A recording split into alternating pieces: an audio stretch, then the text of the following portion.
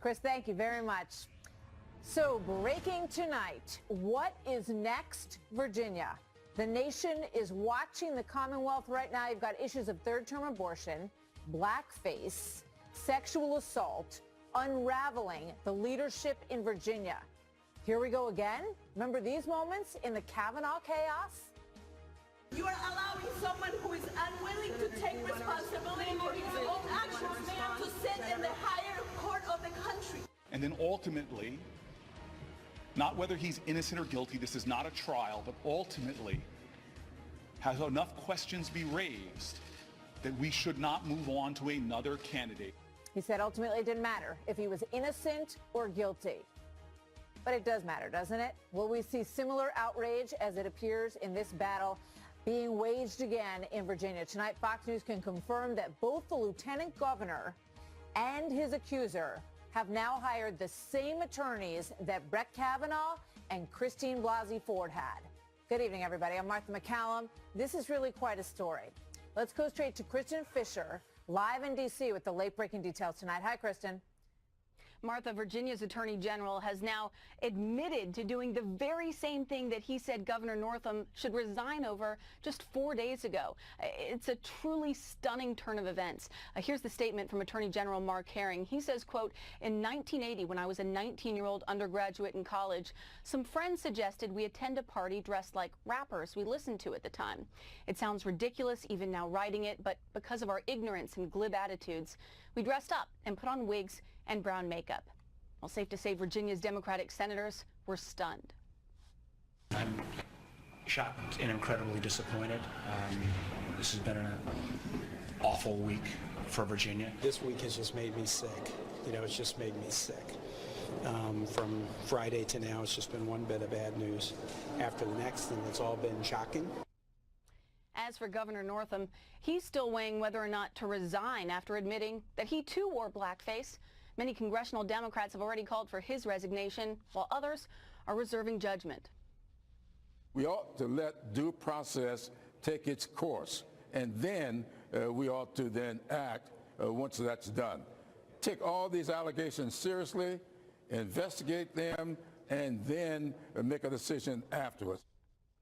And then there's the Lieutenant Governor, Justin Fairfax, who's facing sexual assault accusations from 2004. He describes the encounter as consensual. But today, his accuser put out a statement that said, quote, what began as consensual kissing quickly turned into a sexual assault. Mr. Fairfax put his hand behind my neck and forcefully pushed my head towards his crotch. As I cried and gagged, Mr. Fairfax forced me to perform oral sex on him. Well, Fairfax responded by saying, I wish her no harm or humiliation, nor do I seek to denigrate her or diminish her voice. But I cannot agree with the description of events that I know is not true. So just to recap here, there are now calls for the top 3 Democrats in Virginia to resign. If they do, and I'm in no way saying that they will, but if they do, that would mean that the Speaker of the House of Delegates, a Republican, would become Virginia's next governor, Martha. And that may have a big impact on some of the decisions that are made here in politics in Virginia. Thank you very much, Kristen. Joined now by Kayleigh McEnany, RNC spokesperson, Chris Stirewalt, Fox News political editor, and Juan Williams, Fox News political analyst and co-host of The Five. Chris, let me start with you. You say that this whole thing is an object lesson for the Democratic Party nationally and what's going on in Virginia. Absolutely. Look, the Democrats are in the position the Republicans were a generation ago. They're the moral majority. They're out against racism. They're out against sexism, particularly in the mode of Me Too. And they are setting these standards for themselves, but instead of ensnaring Republicans who mostly dismiss this stuff, they say, you're snowflakes. We don't want to hear about it. This is whatever. These aren't the real issues. So Republicans don't make themselves subject to the rules. Democrats are subject to the rules, and they're tearing themselves apart. If they do this with their own nominees in the 2020 cycle, they will leave the door wide open for Donald Trump to walk into a second term. Fascinating. Juan, what do you think about that? Well, I think that we're in the Trump era. From the Democratic perspective, a lot of the attacks on President Trump have focused on race, misogyny, and the like. So the Democrats are wide open to charges of hypocrisy here unless they enforce a strict line. I think we've seen this before, Al Franken in the Senate on charges of sexual harassment. And now you're in a situation about race in Virginia.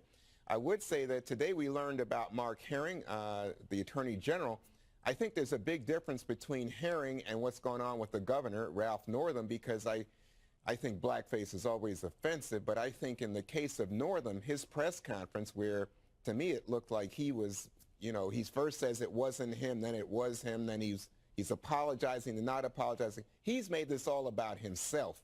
It's all about not wanting to be called the racist governor for life, rather than understanding the degree of hurt and moral offense and trying to regain moral authority. His poll numbers have absolutely plummeted. Let me ask you this, though, Juan. Is an apology in the cases of the governor and the attorney general, in your mind, is an apology enough? Yes. To my mind, what it is you have to rebuild political stock. I mean, I think in Christian mode, I'm a Christian, I would always go for forgiveness. The key here, though, Martha, is I think there are a lot of white people in America who said, oh, you know, it's Halloween or you're just playing around. Herring said he was imitating a rapper from the 1980s. He was 19 years old. Okay, but to me, the idea is that a lot of people don't understand that this goes back 1800s, intended to mock, denigrate, demean black people as less intelligent, lazy, sexually abusive, all the rest. And for men, for young white men at this period, not to realize it, I think is nonsense. I think people have an idea of exactly what they're doing. Yeah. But you say an apology would be enough if it helps to rebuild. And they understand. You know, I mean, I'm amazed that this stuff was going on in the 1980s. I'm with you, Martha. I never saw anything like this in the 1980s in high school or in college. So I do find that very surprising, although, you know, that may not be the case for other people in other parts of the country. Kayleigh, you know, I mean, there's been so much said about, you know, the Republican Party and how much it needs to learn about the issue of race. What is the takeaway from what's going on in Virginia? And do we need to have more sort of forgiveness across political spectrums? Well, look, the Republican Party of Virginia has called on Mark Herring to resign because he's betrayed the people of Virginia. I say this because, look, Mark Herring himself set the standard when he called on Northam to resign. He's lost all credibility if he himself does not set the same standard for himself. But I really want to say one thing about Justin Fairfax, who's, of course, accused of sexual assault here.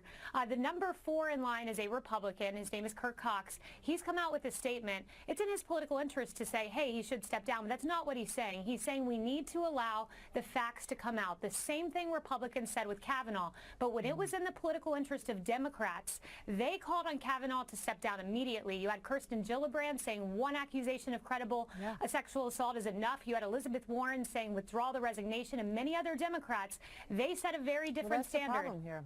That is the problem here. And we showed Cory Booker in the intro saying that it didn't matter if he was guilty or innocent, that President Trump needed to move Kavanaugh aside and pick someone else. But, you know, Chris, it does matter if you're guilty or innocent. And we aren't seeing the same standard that was applied to Kavanaugh by some of these same Democrats being applied to Fairfax. That's certainly true, and we would acknowledge that the positions are different in scope and magnitude. But yes, the hypocrisy is quite rank here.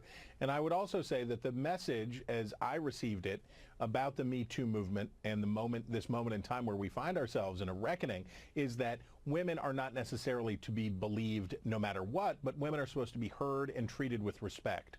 The way that Fairfax responded to his accuser was shocking to me. He really did go after her, and he described her as being a very willing participant. He tried to portray her as somebody who was lustily involved in the action, and that now is either malicious or unwell to make these accusations. He did try to smear the accuser, and now understands that he blew it in such a huge way. I think he's done. Thanks, guys. Good to have all of you with us tonight. Thank you. You're welcome. So coming up next, another state goes to the extreme on late-term abortion. Former NFL player and pro-life advocate Ben Watson wants to speak out about this tonight. He's up next. I am asking Congress to pass legislation to prohibit the late-term abortion of children who can feel pain in the mother's womb. And let us reaffirm a fundamental truth. All children, born and unborn, are made in the holy image of God. That was last night. President at the State of the Union as more states try to loosen their abortion laws in the face of an increasingly conservative Supreme Court. So except for Senator Joe Manchin, was met with basically stone face from most of the Democrat side of the aisle. I think we have the image of him standing in front of them and applauding during all of this. But here was the scene when Patty Murray, the senator from Washington, was asked in the halls of Congress today why she voted against unanimous consent on the Born Alive bill. Politicians should not get between a woman and her doctor. All this bill would do is say that if a child survives abortion, it should be treated by medical professionals. That's why not all oppose it that? says. That's what the text says in the bill. Why oppose it, Senator? Infanticide is illegal in this country. But this bill said they goes have to through. treat those babies who survive. Now today in Vermont, new legislation under consideration is even more direct than either of the bills that we've seen in New York or Virginia. It states this: a fertilized egg, embryo, or fetus shall not have independent rights under Vermont law. My next guest is an NFL tight end, an outspoken defender of life. He's also the founder of the One More Foundation. Ben Watson joins me now. Ben, good to have you here tonight. Thank you very much for coming back to the show. Thank you for having me. Good to see you again. First of all, what was your reaction when you watched the president's speech last night and you heard him speak about every child, born and unborn, being in God's image? Well, all of us have different opinions of the president for different reasons, but I was encouraged by that, and that's true. There is human dignity that we all have, no matter what stage of development we are in, and we are living in a time where we've seen that starting to try to get pushed further and further, and it's important to identify and acknowledge the dignity that we have, whether we are the preborn or whether we are on our way out of here, so to speak. Yeah, so what do you make about of these new laws, and especially this Virginia law, which is really unequivocal, and this is under consideration, I should say, in Virginia, and basically says that there is no, there's no recognition of any fetus before birth? Well, I would implore those who want to stand for justice. I would implore those, whether they are part of the faith community, whether they're part of the science community, or wherever they find themselves, to stand up against something like this that is obvious murder of the unborn. It's going to take all of us, and it's going to take all of us to be awake and to be involved and to be engaged and to influence our specific spheres that we have, whether it's in our home or whether it's at our workplace, to stand for those who don't have a voice. Something that my wife and I always want to do is be people that stand for the voices, whether that's the sex trafficked or whether that's the poor, and in this case, whether it's the preborn. You know, Governor Cuomo has pushed back against this. He says, he's a Catholic, but he says politicians can't get in between people and their feelings on this issue and their faith. And he says, that essentially it's extremely rare. He said that this whole issue about late-term abortion is being misrepresented, that it is extremely rare and it's only in the cases of health for the mother. But the way that some of these laws are written, that also includes the mental health of the mother, which just a lot of people feel opens up a very wide definition of reasons that a person could compel a doctor to do something very late term or even at the moment of birth. We're living in a time, Martha, of abortion on demand. We're living in a time of relativism.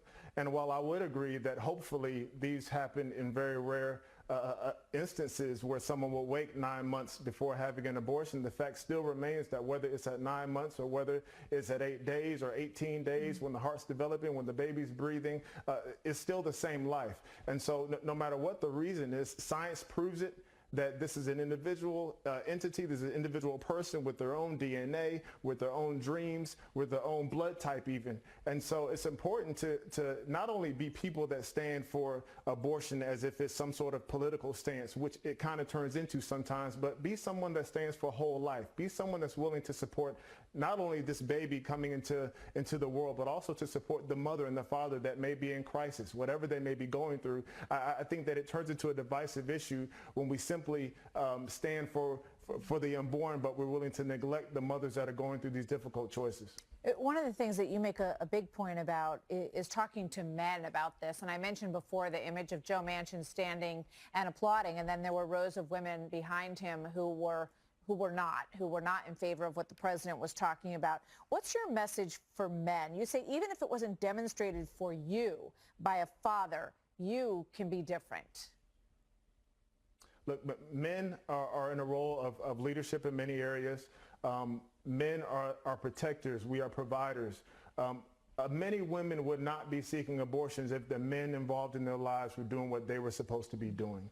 And that's a challenge to myself. That's a challenge to all men who are listening. That's a challenge to men everywhere to step up and be men. A lot of the issues that we face in our country, whether it's the abortion issue or education or whatever it may be, sometimes incarceration, whatever it may be, if men were doing their job, these things would be eradicated.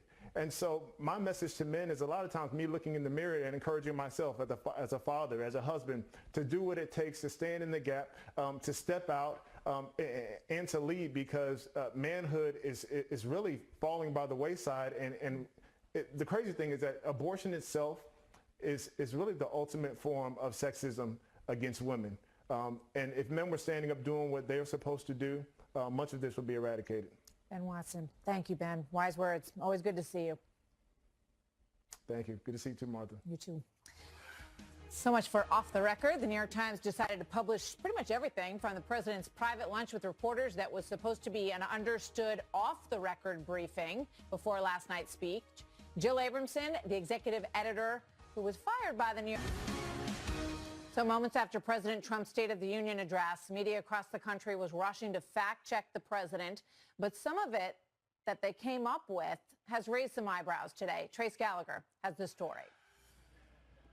Hi, Martha. It's when media fact-checking becomes media nitpicking that critics begin crying partisanship, and the State of the Union provided several examples, like President Trump's contention that migrants traveling through Mexico are often sexually abused. Watch.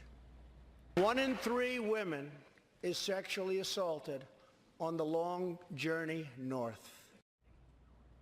The president was citing a 2017 study by Doctors Without Borders, but Politico called the statement only partly true because Doctors Without Borders actually found 31% of female migrants had been abused, and 31% isn't quite 1/3. And here's the president urging both parties to act on what he believes is happening along the U.S. southern border. Watch. Now, Republicans and Democrats must join forces again to confront an urgent national crisis. Well, the New York Times took issue with the phrase urgent national crisis, rating it a false statement because border authorities say in recent months the number of migrants crossing had gone down. Apparently, the sex trafficking of minors across the border and smuggling significant amounts of lethal opioids across the border, among a litany of other crimes, do not fall under the banner of urgent crisis. Or as David Harsanyi of the Federalist writes, we've seen a steep decline in gun violence over the past 30 years. Would the New York Times ever fact-check a Democrat who argued that gun violence was an urgent crisis? Then there's the president talking about women in Congress. Listen. We also have more women serving in Congress than at any time before.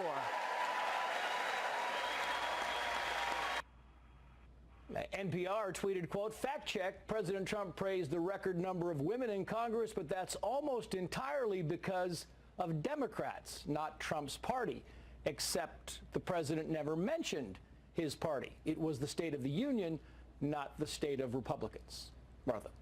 Thanks, Trace. Here now with more, Jill Abramson, former executive editor of the New York Times and author of the new book, Merchants of Truth, The Business of News and the Fight for Facts. Jill, good to have you with us tonight. You see all those comparisons and the fact-checking that goes on, and sometimes some of those fact-checks do lead themselves into some curious territory. What do you make of those comparisons?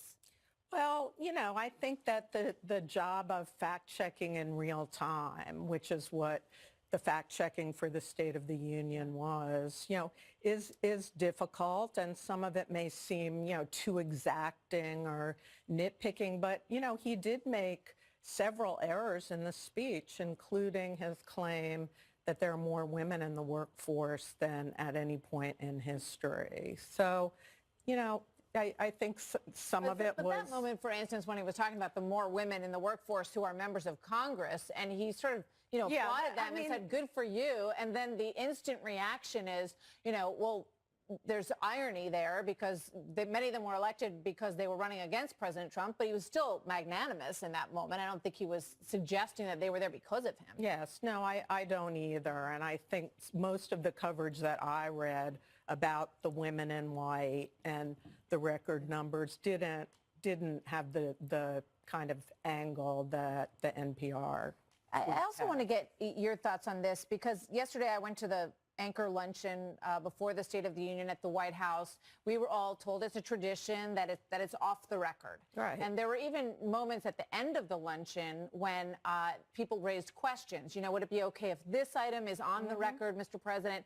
And it was decided unanimously that the whole lunch was going to be off the record. And then this piece surfaces in the New York Times and then other places that details things that were said in there. Joe Biden is dumb, the president said. He called Schumer a nasty son of a bitch. All of this stuff starts coming out, but it never mentions in this story that there was an agreement that this lunch would be off the record. What do you think about that? Well, the Times wasn't part of the lunch. They weren't part of the pledge to keep it confidential. And, you know, some of those remarks, I think, were destined to leak and maybe wanted to be leaked, even with, you know, the agreement that the lunch was. Do you think it should be mentioned in the story that the lunch, that it's traditionally off the record, or you think it's fine for there to be no mention of that? Well, you know, for transparency, you know, I think it would have been good to mention it, but I don't think the Times transgressed in any way. All right, you're doing a book tour, and your book is called Merchants of Truth, which we just mentioned in the intro. I want to ask you about this. Is just surfacing on Twitter. There are some suggestions that some parts of the book could be plagiarized, that they are matched to other writing that is very close in its wording here. Michael Moynihan of Vice is writing about this. He goes to a section that Jake Mullooly wrote in Vice Cop that talks about Jason Mojica. And the paragraphs are very similar in your writing. Do you have any comment on this? There's another one, Lizzie Wildcom, the bad boy brand. I mean, you're going to be asked to respond to this at some point, and I'll put them right in front of you. You know, all I can tell you is, you know, I certainly didn't plagiarize in my book. And, you know, there are 70 pages of footnotes showing, you know, where I got the information. So do you think that it's possible that some of these are just not, they're incorrectly footnoted perhaps? This one, Lizzie Whitcomb, the bad boy brand, the New Yorker, talks about Shorinsky told Wired that he doesn't remember reading the article and that his investment was a few $100,000. And then the next paragraph from your book is essentially the same. Do you think this is a footnote issue? No, I don't think it's an issue at all. So you're standing by your work 100%, and yes. I mean, I ask you because he's been going on, I guess, for the past 20 well, minutes. Many people from Vice have been taking issue with the book. It seems, you know. And why is that?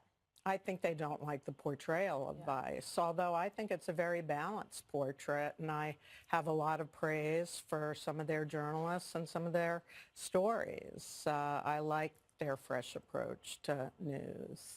So you're on the record as saying that there's absolutely nothing in here that I you haven't have any had problem with, and you'll take a looked look at them. Yeah. All right. Well, one last question before I let you go about covering President Trump in general, because you have said that you think the New York Times is sometimes biased in their coverage of the president. And, you know, when you talk to the people in the communications department at the White House, and not just talking about the New York Times, but they feel like there's such a broad brush that they basically can't get out from under every single day. There's so much negative coverage of the president. And you look at the right track, wrong track numbers, and most of America seems to be very happy with, you know, the economy and foreign policy in general, and yet they think the country's on the wrong track. And some say that's because the message that they get all the time from much of the media is so dark. What do you think? What do you say to that? Yeah, I don't think the media is why there's that discrepancy. And I do think on some days there are too many stories on the Mueller probe or about allegations or negative appraisals of the president's agenda. And I think, you know, they're all well reported and factual, but, you know, when you have many at once, and some of the headlines will needlessly throw him in. And partly it's because anytime you have a story on Trump, you get a big audience, lots of clicks. And the president has been ratings bonanza, especially for cable channels. You know that. That is true. He's the story. There's no doubt about it. He is the story. Jill Abramson, Merchants of Truth, thank you very much. Thank Jill. you. Good to have you here tonight. Thank you. So did you ever think that this would be essential to point out in a State of the Union address? Tonight, we renew our resolve that America will never be a socialist country. But now even Chuck Schumer is raising some eyebrows on the question of whether or not we should be open to socialism. Bill Bennett reacts to that coming up next. Here in the United States, we are alarmed by the new calls to adopt socialism in our country. America was founded on liberty and independence, and not government coercion, domination, and control. We are born free, and we will stay free.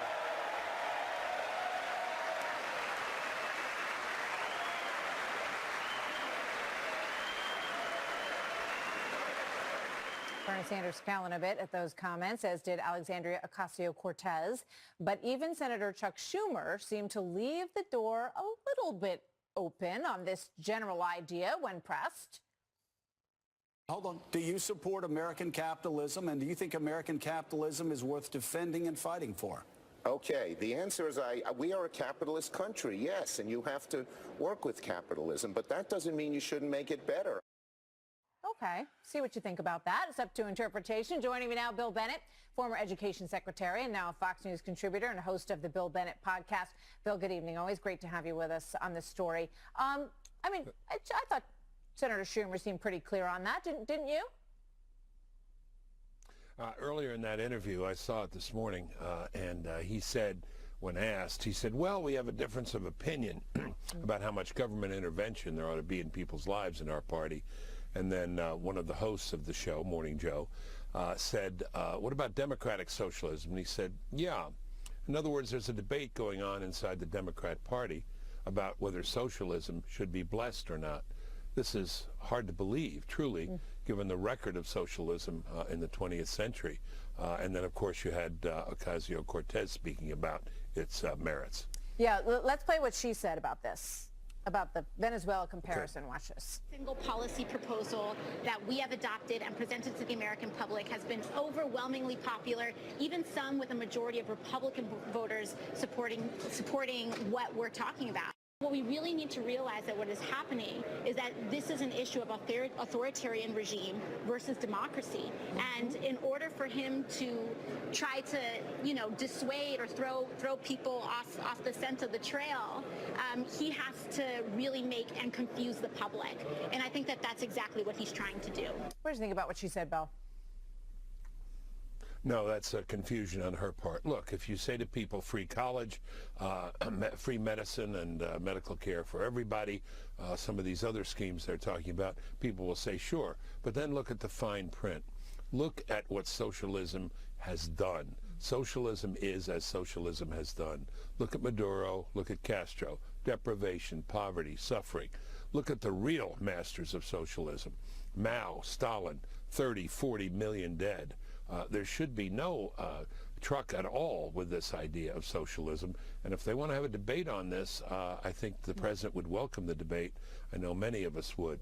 Part of this, Martha, is because when you talk to millennials just out of college, they will tell you, many of them, that they have more sympathy for socialism than they have for capitalism. But that speaks to the state of their education and their lack of historical knowledge. I just want to get a final thought from you, Bill. Today would be Ronald Reagan's 108th birthday. What do you think he would have thought, if you can go there, of the president's speech last night? Oh, I thought he would have loved it. The president did a great job. It's one of the best speeches I've heard. It's interesting you put it that way, because in our house, Mrs. Bennett and I said, boy, not since Reagan. And Ronald Reagan would have been very generous and said, and would have said that was a great speech. Delivery. His cadence was right.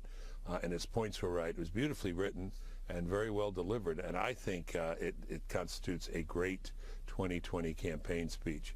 If they want to have the socialism issue, Martha, bring it on. By the way, you did very well last night, too, I must say, all evening. Thank you. Thanks for watching. You bet. Always good to talk to you, sir. Bill Bennett. So coming up next, less than 24 hours after President Trump slammed ridiculous partisan investigations, were his words, a now Democratic-led House Intel Committee, for the very first time all together in a big moment, is moving their first chess piece. We are not going to be intimidated or threatened by the president. Former Congressman and Intel Committee member Trey Gowdy coming up next. Calls for unity cooled quickly as the now House Intel Chairman Adam Schiff made his first big move tonight, announcing a sweeping investigation into President Donald Trump and voting to turn the transcripts of the congressional interviews with Donald Trump Jr. and Hope Hicks and others over to the special counsel Robert Mueller for cross-checking, wasting no time firing back from the president. He's just a political hack who's trying to build a name for himself, and I think that's fine because that's what they do. But there would be no reason to do that. No other politician has to go through that. It's called presidential harassment, and it's unfortunate, and it really does hurt our country. Joining me now, former prosecutor and Congressman, Fox News contributor Trey Gowdy. Good to see you tonight, Trey. Thanks for being here. I also want to put up a tweet by Adam Schiff and get your thoughts on this. He says, I can understand why the idea of a meaningful oversight terrifies the president. Several of his close associates are going to jail. Others await trial, and criminal investigations continue. We're going to do our job and won't be distracted or intimidated by threats or attacks, he writes. What say you, sir? I just wish Adam would be intimidated by the facts. The 2 years that I worked with him on the Russia probe, Adam was wrong about collusion. Remember, he said he had evidence that was more than circumstantial but not quite direct, that the president colluded with Russia. He was wrong about Donald Trump Jr. and who he called before and after the meeting at Trump Tower. Adam has also leaked incorrect information to media outlets. I wish Adam were serious about oversight. There's a lot that needs to be done in the intelligence community about leaks, about FISA. He's not interested in that. He is interested in undoing the 2016 election results. And he needs facts for that. And so far, his intimidation has only been by that. You know, I mean, it's interesting to me because as you point out, he said early on that he had seen evidence that there was collusion. So I'm just wondering, you know, I mean, none of us know what is in the Mueller report, but I wonder what his response is going to be if they don't find collusion. You know, well, nobody knows what else they might see in there. But I mean, how's he going to react, and where's his evidence going to be if indeed that report disappoints him? I just hope he's asked. I mean, I'll just settle for someone in the D.C. print media asking Adam a follow-up question. He said he had evidence of collusion between Russia and President Trump before Bob Mueller was ever appointed. He had evidence of collusion before anybody else did, according to Adam Schiff. So why is he not constantly asked, as a Republican would be and should be, if you claim you have evidence, direct evidence of collusion, what is it? And he's either not asked or he's not forced to respond. Yeah, and if that's the case, I think, you know, most of America would certainly like to know what happened, because everybody would certainly want to know that if that was indeed the case. In terms of Mr. Nadler, Congressman Nadler, who is heading up the committee, and he is asking for Mark Whitaker, the acting attorney general, who's coming in on February 8th to testify about why or why not, you know, what his process was on not recusing himself from the Russia investigation when he became acting attorney general. Then they said they were going to subpoena him also, even though he said he was going to come and talk to them. Yeah, there are three reasons that Jerry Nadler did that. Number one, so you and I would be talking about it, and others would be talking about the acting AG being under subpoena. Number two, it does compel attendance, but Matt's already said he's coming. Thirdly, and importantly, what I don't think your viewers know is when Matt says, I can't answer that question because it's privileged, I can't answer that question because it's an ongoing investigation, if you're under subpoena, it makes it much easier for the committee to compel you to answer. That's why they're doing it. They're not worried about him not showing up. He's already said he's coming. Although, Martha, I hope he doesn't. He's going to be the AG for about another week. He's got about another week, so he's certainly not going to talk about his vision for the Department of Justice. He can't talk about Mueller. He can't talk about Rosenstein. He can't talk about any ongoing investigation, and he can't talk about communications he's had with the president. So what's he going to talk about? He's not going to be there in a week. So, look, Matt's got access to much better legal minds than mine, but I think I'd have a cold Friday if I were him. And then by this time next week, Bill Barr will have been confirmed, and he can come answer all of Jerry Nadler's questions. But Whitaker's got, what, a week left on the job? Good point. Good point. Trey Gowdy, thank you very much. Good to see you as always, sir. See you next time. Coming up next, Elizabeth Warren breaks her silence on being busted after claiming American Indian on her registration for the Texas bar.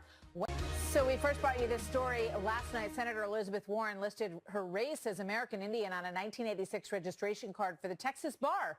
Today, just 3 days before she's expected to announce her big campaign announcement, big splashy moment for the Democratic nomination for president, Senator Warren again had to say that she was sorry. This was about 30 years ago. I am not a tribal citizen. Tribes and only tribes determine citizenship. I am not a member of a tribe. And I have apologized for not being more sensitive to that distinction. Oh, Wednesday with Waters. Jesse. It's uncomfortable watching this. It's uncomfortable. Ouch. You know, I'm blacker than she's Native American. Is that true? 0.1% sub-Saharan African. Okay. And she's Did you do your ancestry or one of those? 0.09% Native American. Yeah, we did it at the 5. Oh, yeah, that's right. Yes, but I didn't go along to tell everybody that I was a minority. Like she said she was a minority. Listen to all the times. UPenn, Harvard, her cookbook, Pow Wow But she Chow. said she never used it in order to get ahead. And this is a bar registration, so it's not technically an application for something. Does that matter? Listen, diversity is a strength, and she took advantage of that. You know, Harvard touted her as a woman of color. She made cash on Pow Wow Chow. She literally profited. Her name is Elizabeth Ann Fleming or Hemming. I can't read it. Warren. I mean, there's no trace of anything that I can see in there. It's a very big stretch, I think. And, you know, the Globe did that exhaustive report saying that they talked to all of her professors. None of them said she'd ever been given an advantage for this. That was a little hometown cooking. You think? Don't you think? I mean, come on. That was like masqueraded as a deep dive. It was kind of just more of a puff piece. One for the local girl? That's right. What I think happened is, and I have no evidence to back this up. Oh, so good. I'm going to go out on a limb here on the story. Please don't do that again. I think Kamala Harris. We've had enough of that tonight. I think Kamala Harris kind of shopped this to the Washington Post. You do. To take out the other top-tier female Vicious Democrat. Politics just is dirty. Vicious, you know, I stuff. just renounce it all. All right, so did you know the Patriots won the Super Bowl? It's that time of year, right? It's the time of year when the Patriots go to the White House to celebrate the Super Bowl. It's like, that time here of they go year. again. Here we Yeah. go, Super Bowl time again. You're yawning because it was so boring. No, That's why you're yawning. It was a boring game. Only a Patriot fan could love that game. But so some of the players aren't going to go. Devin and Jason McCourty, the twins, are not going. Dron Harmon, they all said that they would not attend.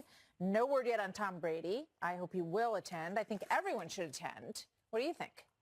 I think you think you're on like a first name basis with the players. Like I know them. Yeah, which I like don't McCourty, at all. he's going. I talked to him the other day. Rob. Gronk. Rob. Yeah, I don't know. I think Gronk's going. I think Brady's going. I mean, he had the Make America Great Again hat in the locker. Of course he's going. So the best thing about the State of the Union for the president was that they did not call out this boy by name and put the camera on him, this little boy Joshua Trump who got bullied in school, because look what he was doing. He was sound asleep. You know what that was, Martha? Executive time. Just taking some executive time. I fell asleep too. Can you imagine if he was like, and this little boy, Joshua Trump, and he's like, no way. Just like drooling over here in the corner. I can't believe he fell asleep next to Melania. That's a big no-no. Big no-no. Kids do that. They do. Thanks, Jesse. All right, that's the story. We'll see you back here tomorrow night. Tucker's up next.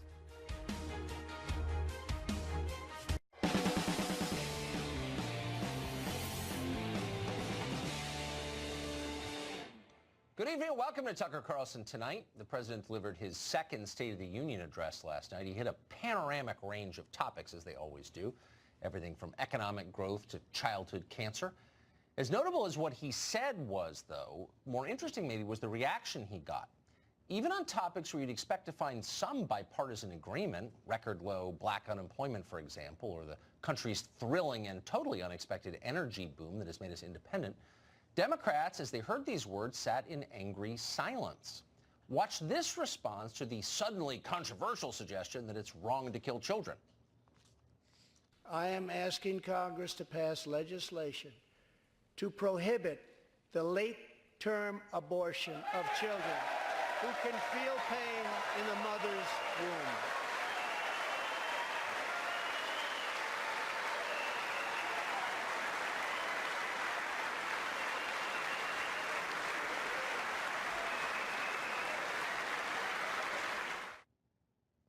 Imagine that. For Democrats, it was an awfully grim night, as you just saw. The only flashes of cheerfulness came when the president noted that a record number of women had won election in the last cycle. And at that, Democrats stood and cheered heartily for themselves. Some of them danced. Winning elections is what really matters. They didn't hide that. We'll have more detail from the speech in just a minute. But first tonight, we have still more news to bring you from that chaotic developing nation formerly known as the Commonwealth of Virginia. As of tonight, Virginia's 3 highest-ranking public officials, all of them Democrats, are embroiled in potentially career-ending scandals. And it seemed to come out of nowhere just last week. First, you'll remember, Democratic Governor Ralph Northam casually endorsed infanticide while defending a Democratic bill to legalize abortion right up to the minute of birth. Then just hours after he said that, a little over a day, I think, Northam was found to have a picture of men wearing a Ku Klux Klan uniform and blackface on his med school yearbook page. Oops. Almost immediately, pretty much the entire Democratic Party leadership called on Ralph Northam to resign his office. And among the most vocal was the Attorney General of Virginia, Mark Herring. Herring was appalled that Northam would do this. He just couldn't believe that someone could be that racist. And then today, Herring admitted that he too has appeared in blackface, which apparently is the equivalent of business casual for Democrats in Virginia. Will Herring resign over this revelation? Will party leaders ask him to resign? We're still waiting to find out. But in the meantime, we're mesmerized as well by the saga of Virginia Lieutenant Governor Justin Fairfax. Just days ago, Fairfax thought he was going to replace Ralph Northam as governor. Then it turned out that he too may be forced to resign from office because a professor in California called Vanessa Tyson says that Fairfax violently sexually assaulted her at the 2004 Democratic National Convention in Boston, where both of them were volunteering, because both are fervent Democrats. At the time, Fairfax was a, quote, body man for disgraced Senator John Edwards, because the details here are just too perfect to make up. Tyson came forward a couple of days ago, and when she did, according to 2 sources who were in the room, Fairfax's first response to the story from Vanessa Tyson was, quote, F that bitch. It's not really the classic feminist reaction to an allegation of sexual assault. Now, Lieutenant Governor Vanessa Tyson has released a highly detailed account of what she says happened to her and how has it affected her life ever since. It's all online, and it makes for harrowing reading if you care to read it. For Democrats, though, the response to all of this ought to be really obvious because they just went through something amazingly similar a few months ago. Another professor from California accused another public figure of far less serious crimes with far fewer corroborating details. Democrats know they have to believe all women. They've told us that countless times. But this time, they don't believe all women. They don't care about Vanessa Tyson. F her, in the words of the Lieutenant Governor. She's in the way. Watch presidential candidate Cory Booker, and a self-described very good person, dismiss Tyson completely today as unimportant. Watch this. I think we should be focusing on what's right now happening with the governor. I know you guys are going to try to focus on a lot of things right now, but right now my focus is on, again, calling for the governor to step down. Yeah, Booker's got better things to focus on than some girl in California who's alleging sexual assault against one of his party mates. The Cory Booker of just a few months ago would be disgusted by the Cory Booker you just saw. Back then, sexual politics seemed more important than race politics. And now, it's the other way around. It's the never-ending car crash of intersectionality. Here's a reminder of the way it once was. How we deal with survivors who come forward right now is unacceptable. And the way we deal with this unfortunately allows for the continued darkness of this culture to exist. And your brilliance, shining light onto this, speaking your truth, is nothing short of heroic. Well, it was short of heroic then. It was a light in the darkness of our culture that Cory Booker, because, once again, he's an incredibly good person, way better than you. Andy went to Yale. Was going to shine to make this a better society. Now, who cares about this woman? Will she shut up already? What to make of this sudden change in attitude? Robin Bureau was a regional campaign manager for President Obama's presidential campaign. He joins us today. Robin, thanks a lot for coming on.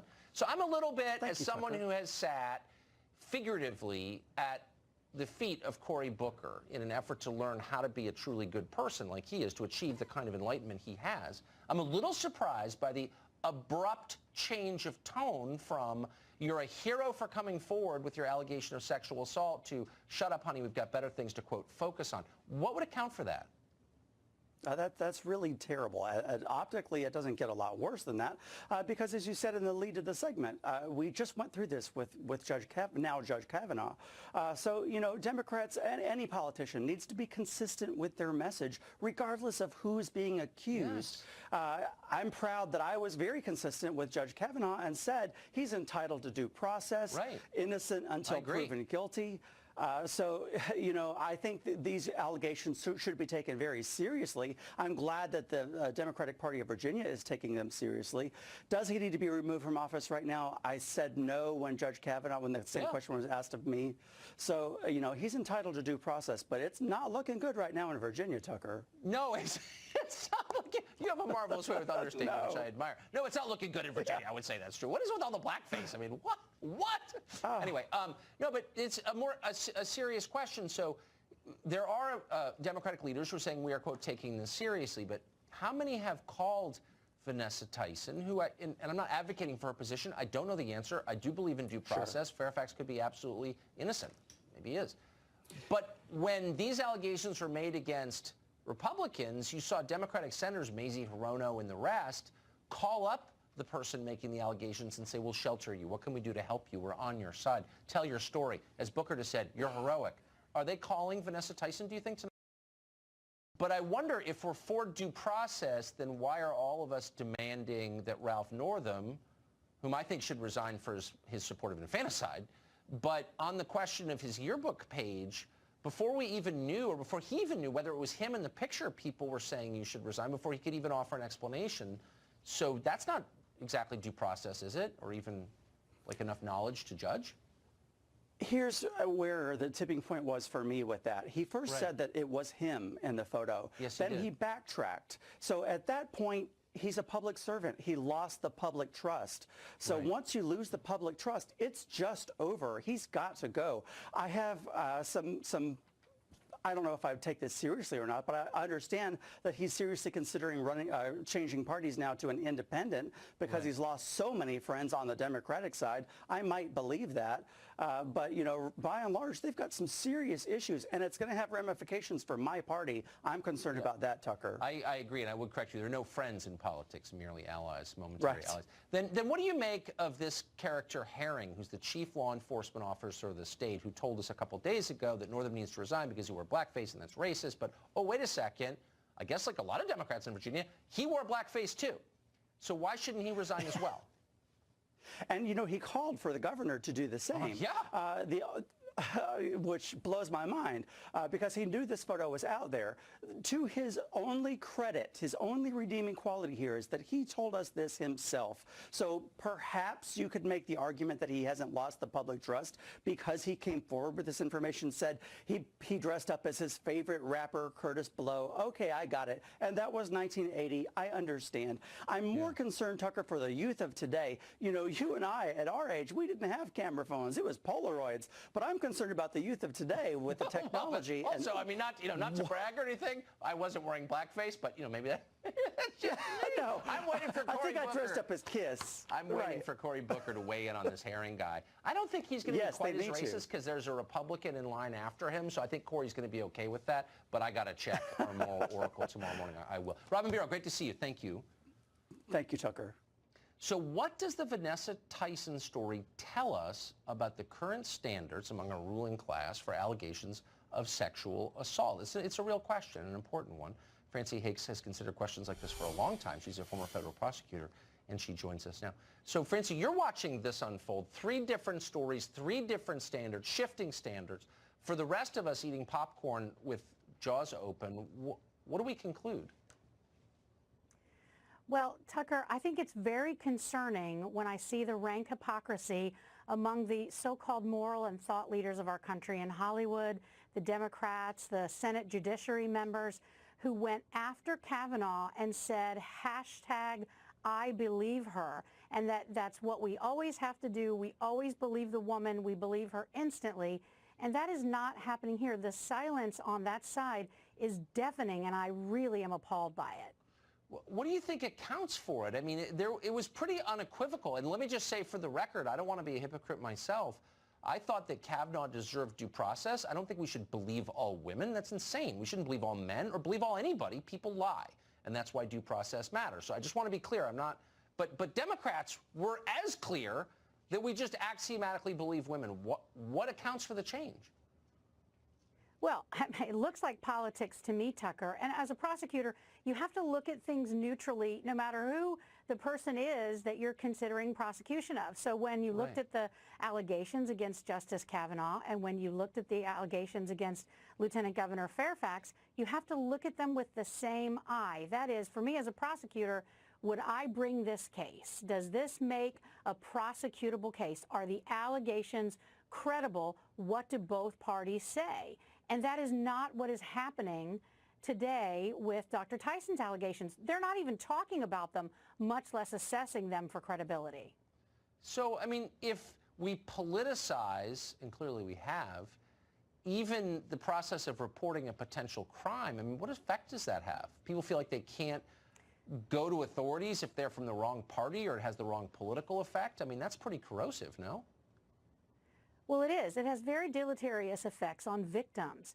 When you say things like believe all women and then the other side is saying there's something wrong with her because she didn't come forward many years ago, which is common among sexual assault survivors, it just shows victims that they can't trust anyone. And that's my biggest concern here, is that when victims come forward, and many, many studies have shown that survivors delay reporting abuse for years or even decades, we are telling them that they should never come forward. And we can't have that as a nation if we expect to protect survivors and prosecute abusers. No, it's a totally fair point, a nonpartisan point, a common sense point. Francie Hicks, thanks a lot for that. Thank you. Well, the president last night attacked socialism in his speech to the Congress, and he praised our country's booming energy sectors. Democrats weren't impressed at all. They would like to eliminate our energy sector in 12 years with a Green New Deal. Barack Obama's top economic advisor here to assess all this after the break.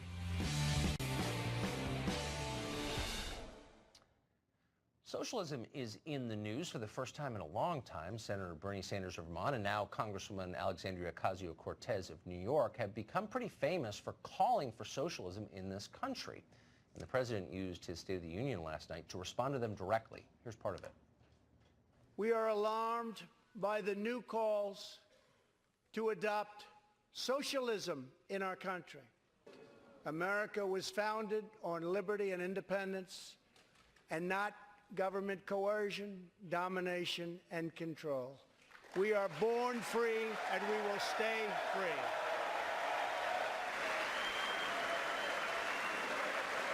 Tonight, we renew our resolve that America will never be a socialist country.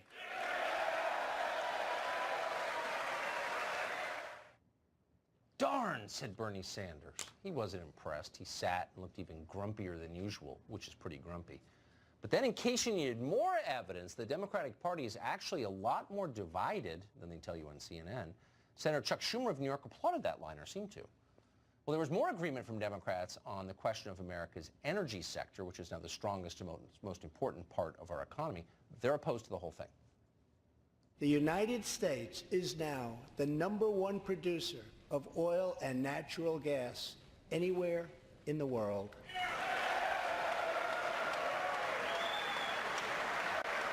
For the first time in 65 years, We are a net exporter of energy.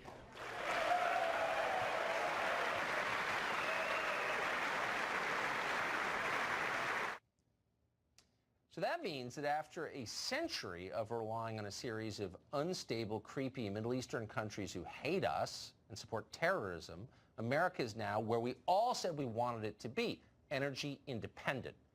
You'd think we'd be celebrating that, but no, Democrats are upset about that. You just watched them, and they're proposing to shut the whole thing down, the entire energy sector, the fossil fuel sector, in a dozen years. Ban oil, ban coal, ban natural gas. So say goodbye to air travel and the car in your driveway, not to mention a huge part of our economy. How's that for a platform?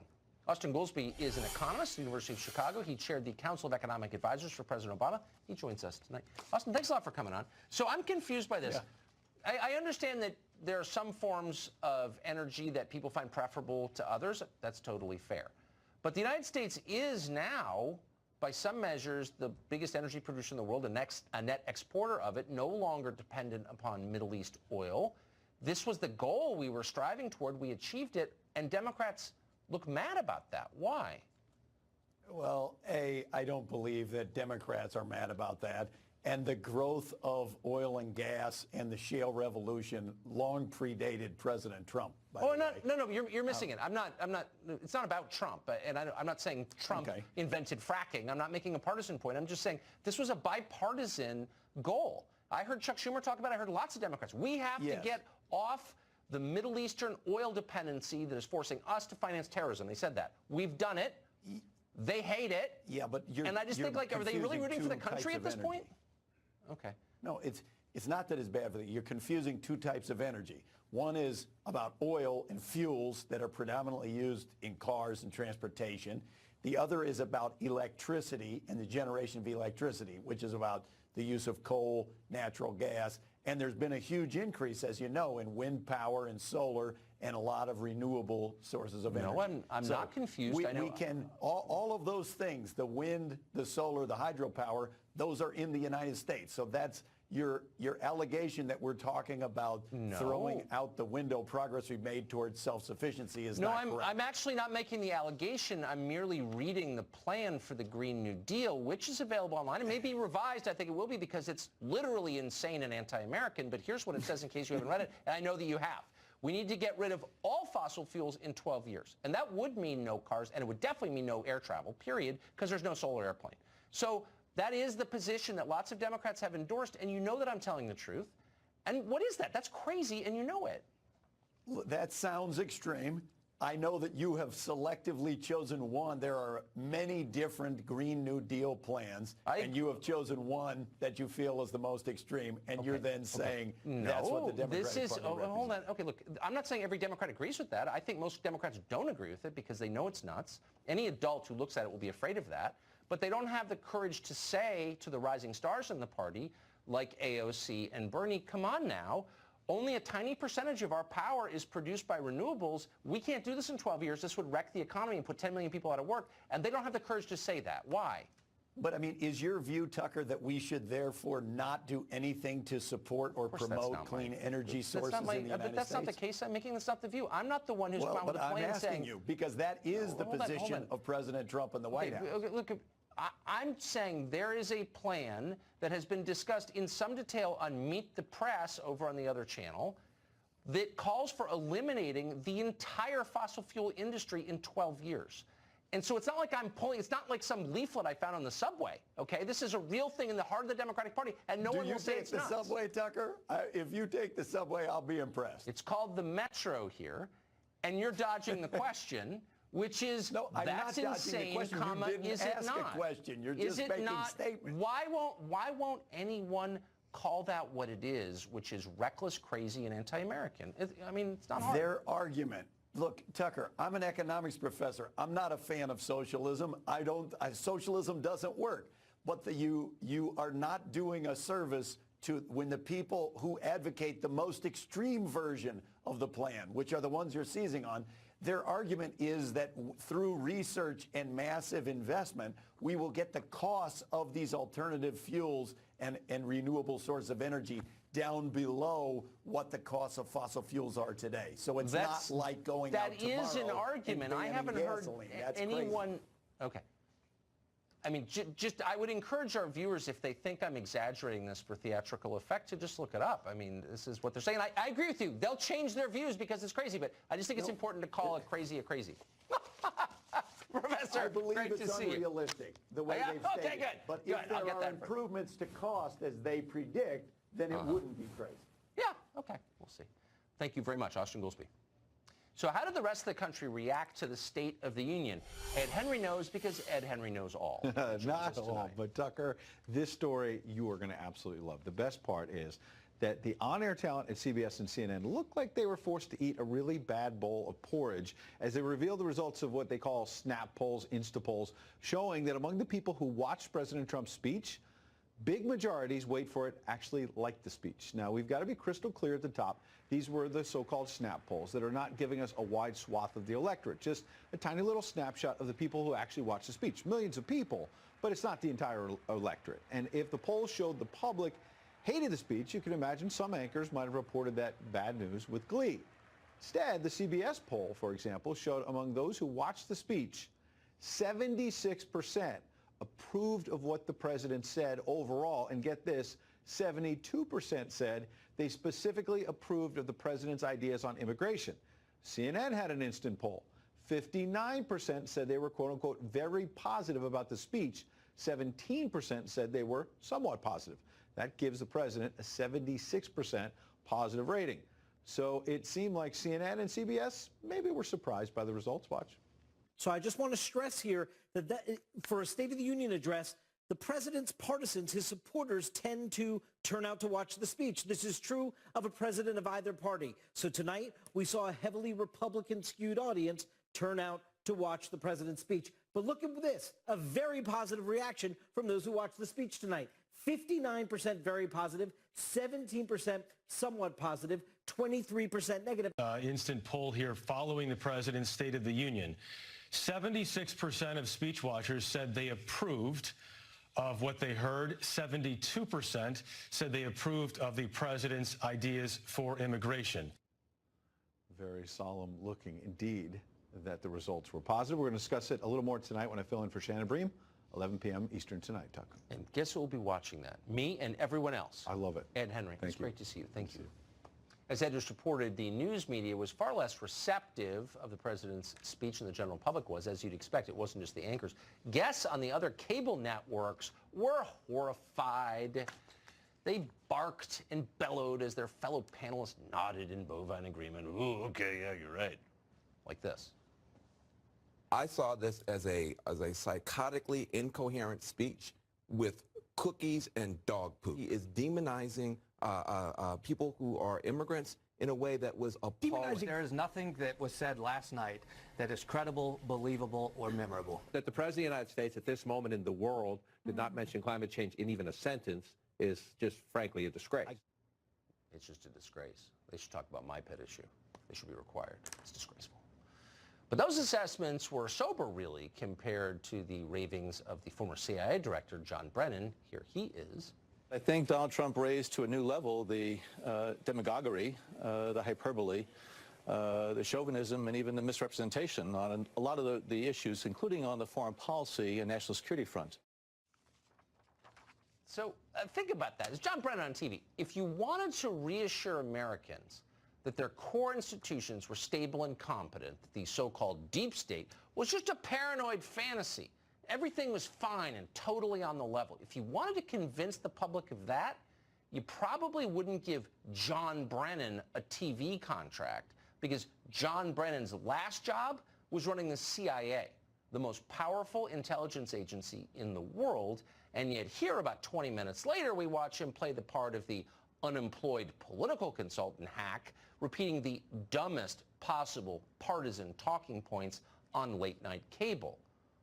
So the question is, how did a guy that limited rise to the very top of the federal bureaucracy, to the agency with the most power and the most guns and the most knowledge?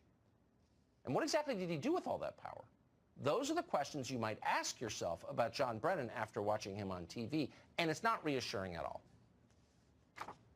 Well, identity politics is the new rallying cry of the Democratic Party. But what happens to a country where basic questions are decided on the basis of DNA? Can a country like that function? We'll investigate after the break. A woman named Stacey Abrams gave the Democratic rebuttal to the State of the Union address last night. Abrams is not an office holder. She's a former state legislator from Georgia. She lost the governor's race there in the last election. Nevertheless, party leaders clearly have big plans for Abrams. Her speech last night wasn't much. She talked mostly about herself. But far more interesting is a piece that Abrams wrote in this month's Foreign Affairs magazine. The piece is called Identity Politics Strengthens Democracy. And if you want to understand what the Democratic Party seeks for this country, you ought to read the piece. Abrams went to Yale Law School, so the article itself was a chore to get through. It's written in that cloying, indirect academic style that passes for erudition among our credentialed elites.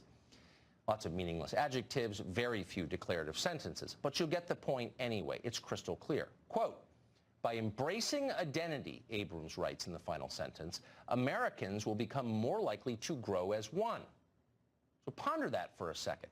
The less we have in common, the more united we will be. Is that true? Well, of course not. It's absurd. Even Stacey Abrams doesn't really believe it. Nobody does. Abrams doesn't even bother to defend that premise, much less explain how exactly identity politics will unite this country. Unity is definitely not what Stacey Abrams is interested in, just the opposite.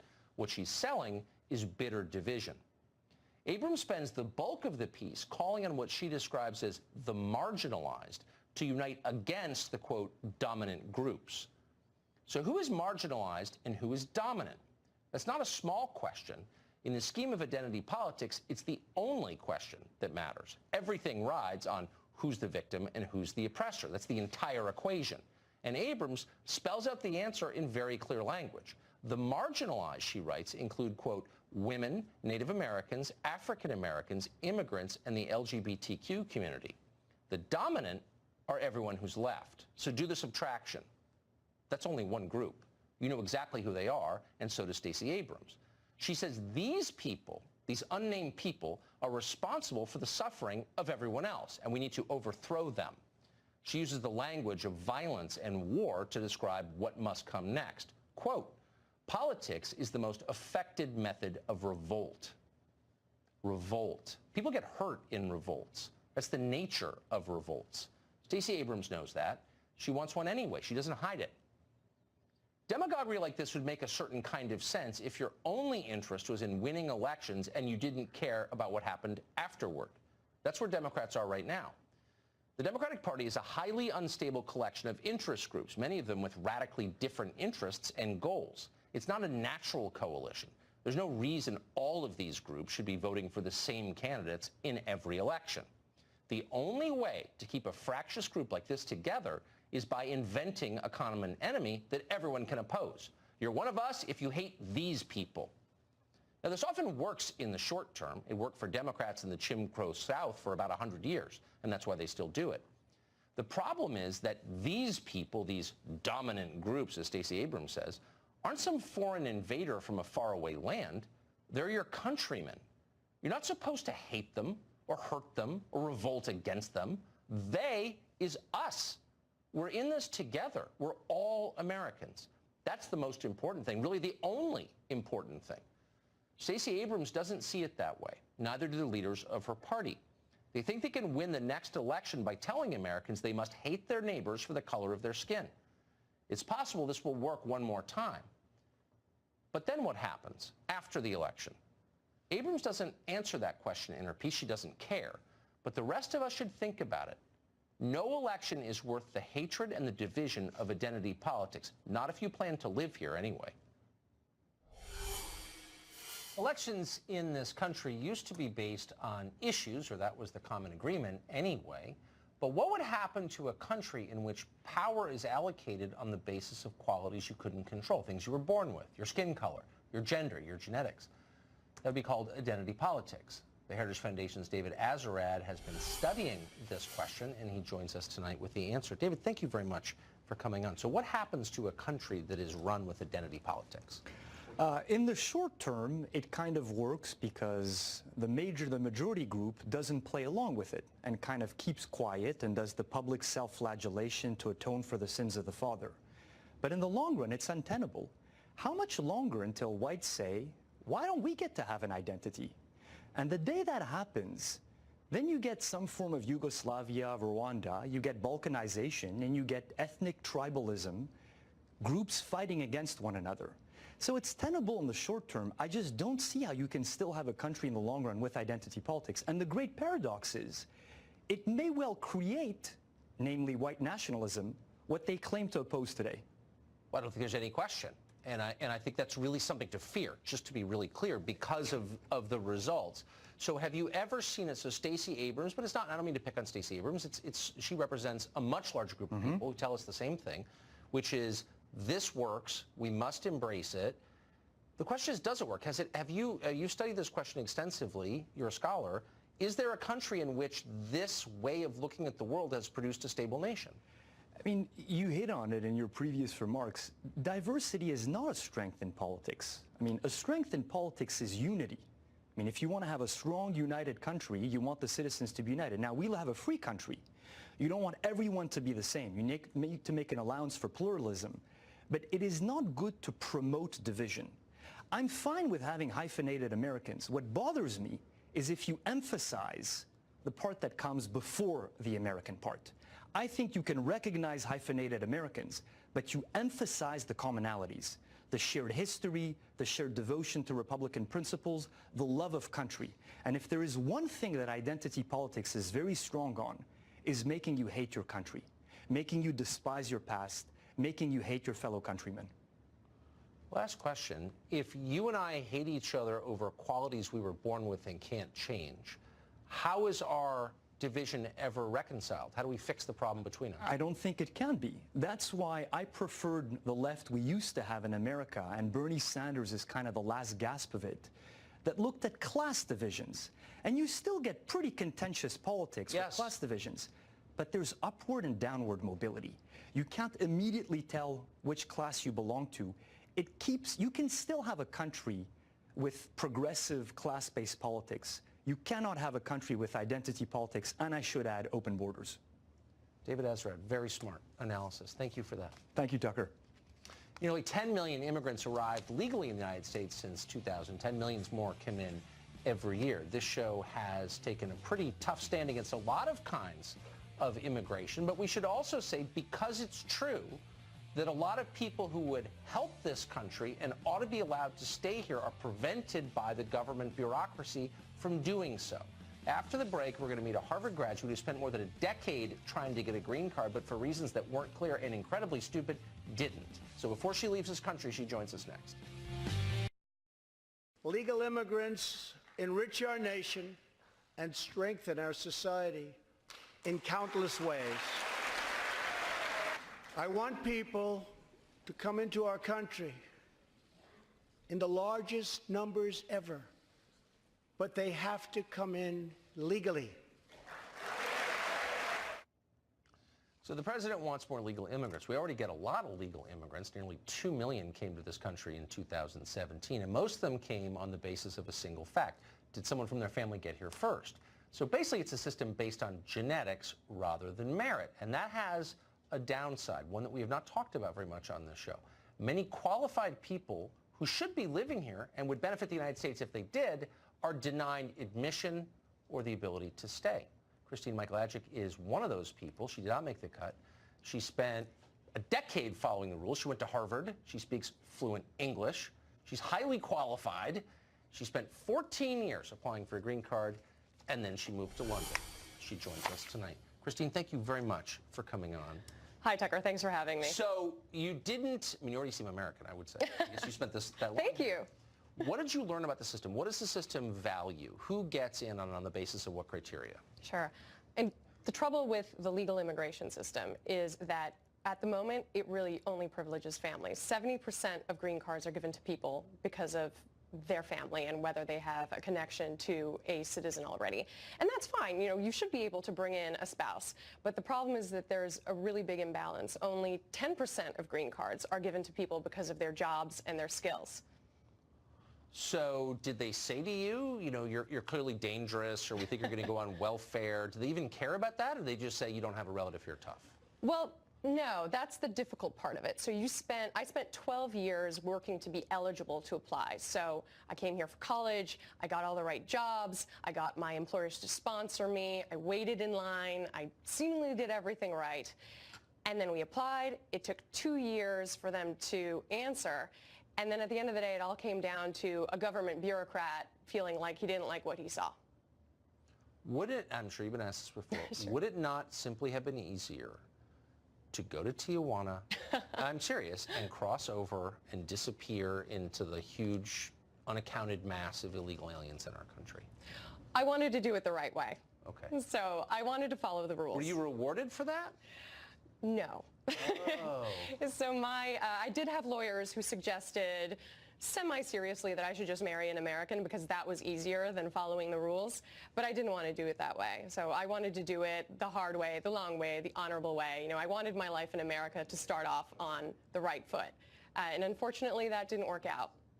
And this happens to a lot of people. So I think 14% of my graduating class was foreign. And these are people who have big dreams of coming to America, going to its great schools. They want to create a life here. They love it here.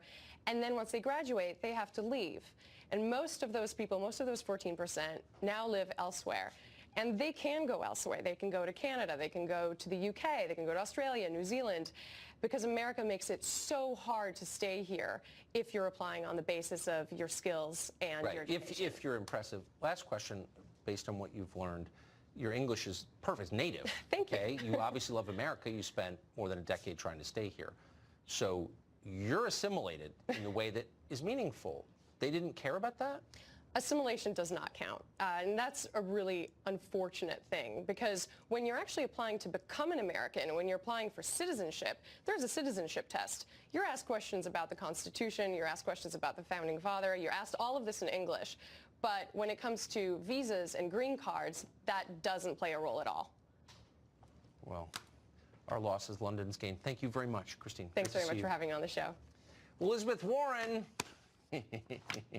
I mean, the story's just unbelievable. We're going to bring you what you already know. Warren, in her own handwriting, described herself as an American Indian. But what this segment has that other segments on this question don't is Howie Carr, the pride of New England, joins us after the break with even more detail. Stay tuned. Well, Massachusetts Senator Elizabeth Warren spent decades gaming her affirmative action system by pretending to be a Native American.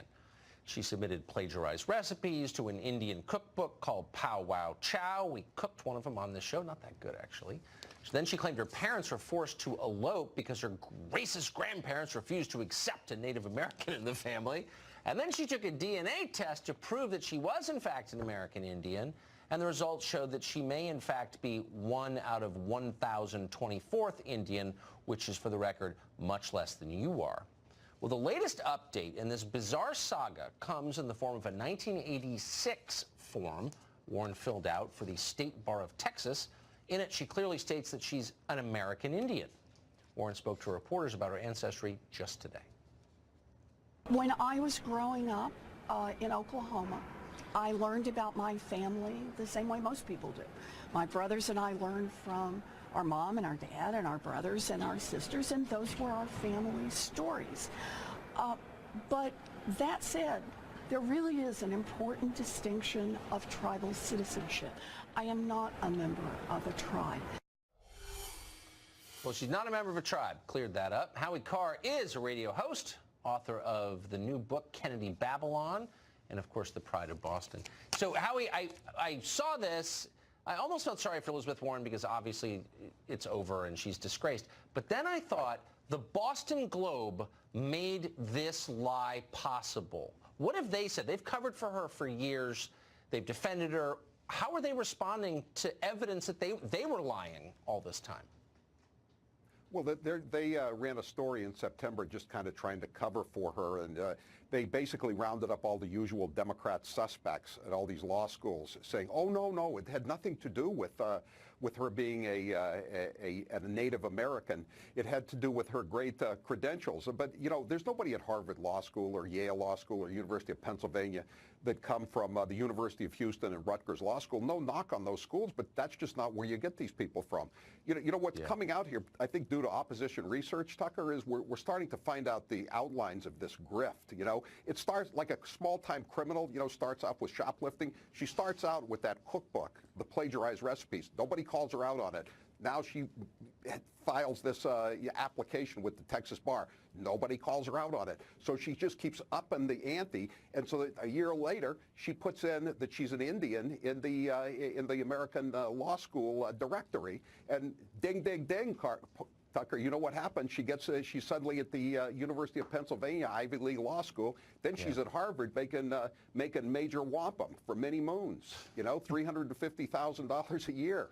And she's gotten away with it. But you're right. She's all done now. She's announcing her candidacy on Saturday. Then she's going to go to 7 different states. I wonder what questions the reporters in all those 7 states are going to ask her. She apologized 9 times today in the course of that press conference. 4 minutes. 9 times she used the word apology. She has a better chance of being president of Cherokee Nation, I think, Tucker, than she does being president of the United States. I just want to be clear, Howie. Elizabeth Warren stole the identity of a racial group to which she did not belong, but you're the bigot for making fun of her. Just so you know. That's what Rachel Maddow said. Yeah, well. Congrats on the Patriots, by the way. Well-deserved for the country's greatest region. Good to see you. Thank you, Tucker. We're out of time tonight, and apparently out of security guards as well.